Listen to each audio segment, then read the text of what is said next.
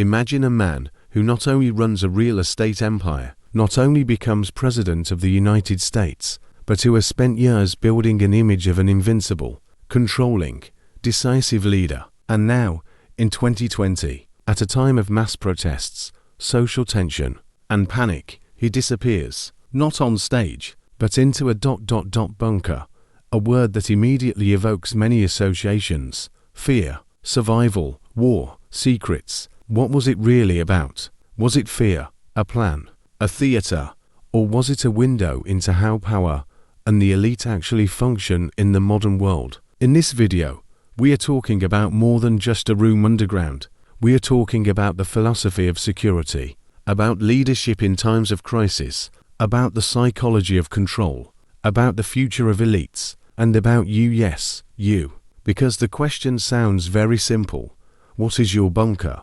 Where is your defense system when everything goes wrong? Let's start with the facts. In 2020, during the protests after the assassination of George Floyd, Donald Trump and his family were taken to a special secure bunker under the White House, according to the official version, for a few minutes as part of a routine inspection. In reality, he was underground for almost an hour. This fact has become the cause of many memes, outrage in the media, and even sarcastic speeches by political opponents. But what lies behind this episode? Trump's bunker is not just a concrete building. It is a symbol of control, fear, and readiness for the worst. He had reason to be afraid.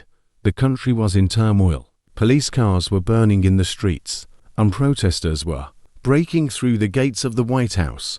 For any president, this is a challenge. But for Trump, who has always built an image of an alpha leader, it was a personal blow, and he did what a strategically minded businessman would do. He stepped back to assess the battlefield from the depths. Successful leaders always have a plan B. Sometimes it's a bunker plan. Donald Trump is a control freak. His residential towers, hotels, and clubs have their own private security zones. His movements are often secret, and his routes change every hour.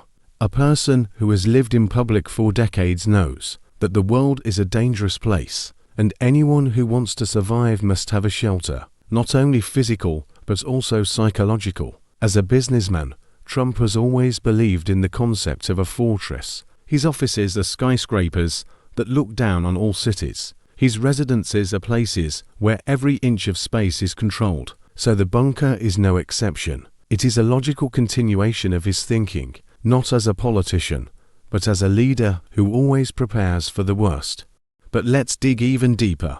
Why did the idea of a bunker become so loud in the mass consciousness? Because the bunker is an archetype. It is an image from movies, history, even mythology. Think of Churchill during the Second World War, who held meetings in London dungeons. Think of the Soviet leaders who built secret towns in case of nuclear war. Think of Putin and his allegedly secret tunnels.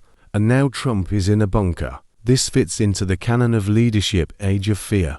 But is it only Trump? In fact, in recent years, many billionaires have been quietly buying or building bunkers for themselves. Peter Thiel, co-founder of PayPal, invested in a shelter in New Zealand.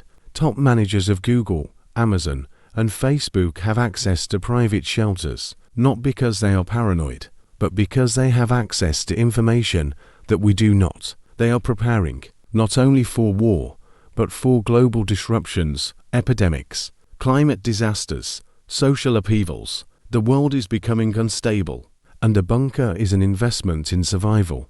And so we return to the question, what does this mean for us? For an ordinary person who does not have millions for concrete and ventilation? It's simple. A bunker is not just a space. It is a strategy. It is a backup plan. It is a mental fortress. Are you ready for an information crisis? Is your family ready for a power outage? Do you have a financial cushion if you lose your job tomorrow? Trump's lesson is not in concrete. It's in his thinking. He doesn't wait for trouble to strike. He already has a plan. And you can do the same. Create your own bunker. In your head, in your family, in your career.